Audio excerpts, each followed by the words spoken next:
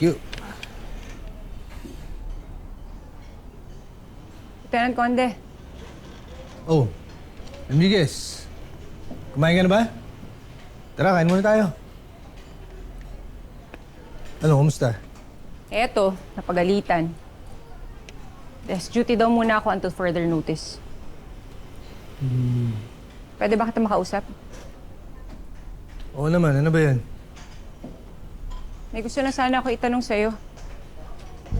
Gusto ko lang malaman kung nasabi mo ba kay Chief na kaya ako nagawa yon dahil gusto ko lang makatulong sa kaso. O sinabi mo lang na kaya nakatakas yung suspect dahil sa akin. Enriquez, kinausap ko si Chief. And-explain ko sa kanya. Kaya lang, hindi mo maiwasang masisi sa akin na kaya nakatakas yung suspect dahil sa kagagawan ko.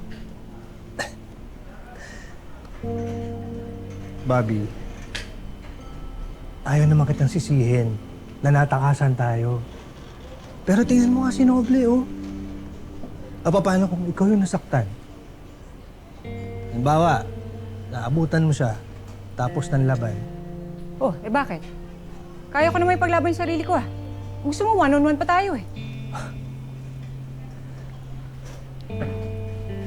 Bobby, pinoprotektahan lang kita mula sa sarili mo.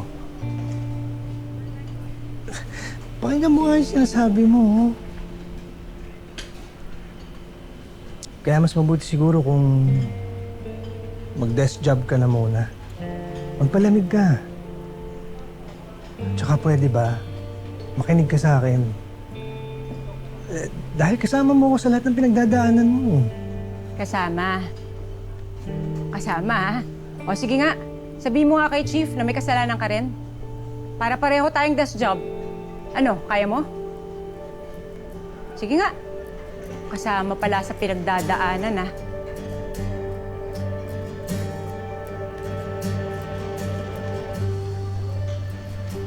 Alam mo, sir, nagpapasalamat ako sa'yo kasi alam ko nag-aalala ka sa akin.